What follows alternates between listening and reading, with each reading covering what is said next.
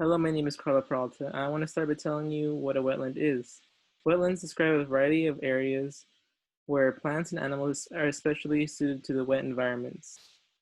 Wetlands are among the richest and biologically most productive habitats on Earth and make up 5.5% of the land here in the US today. My paper focuses on isolated wetlands, and they make up 29% of all wetlands. To sum it up, that makes around 50,000 square miles of the land in the USA. And the only difference is that they have with other wetlands is that they have no body of water nearby, making them geographically isolated by dry land.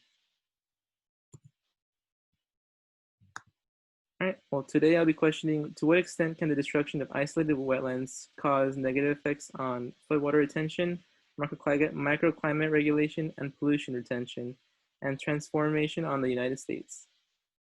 My presentation will examine the services that isolated wetlands give to the United States and how the destruction of them through their deregulation by the Clean Water Act in 2001 can lead to a magnitude of negative effects to the environment and society.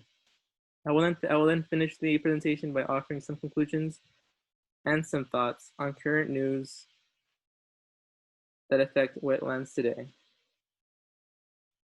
All right, well, a wetland contains large amounts of vegetation and hold many rare and threatened wildlife in and around their surroundings.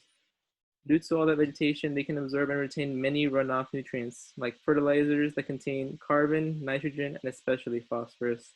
These elements can cause explosions of algae through a process called eutrophication.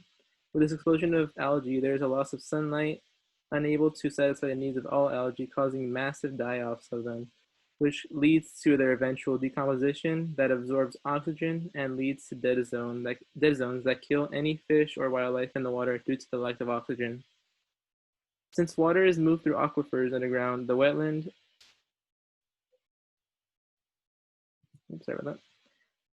Since water is moved through aquifers underground, the wetland can be any distance from a body of water and still give their positive benefits to them.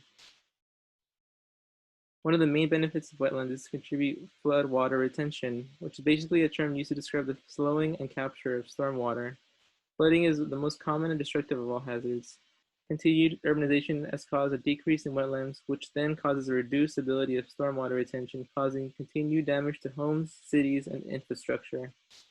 The way wetlands help flooding is that they slowly introduce water through their water table, slowing the flow of water introduced into the land. But with the decrease in wetlands, the water table will shift, causing it to rise and making flooding even easier, as shown by the picture on the right. When describing microclimate regulation, I will start by describing what evapotranspiration is, which is a process that occurs in plants when they take in carbon dioxide and to do so need to have their stomata open, allowing heat and sunlight to evaporate water within the plant and vaporizing that water into water vapor.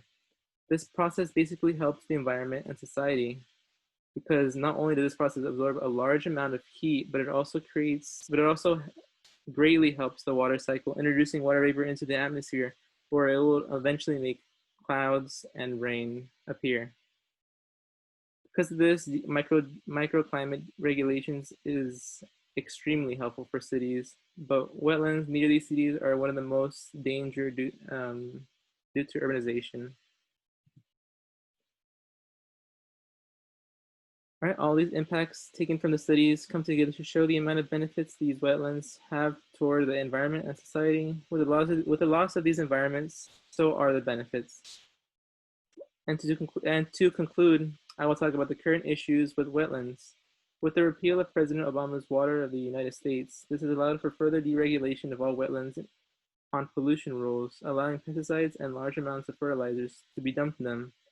Although these environments can filter out these fertilizers, they can only do so much, and with the addition of pesticides, it may even damage the vegetation that filters these nutrients. Wetlands need to be regulated and maintained, as not only can we lose the benefits of these environments, but the diversity of plants and the animals in them too, which gives a plethora of other services to the world.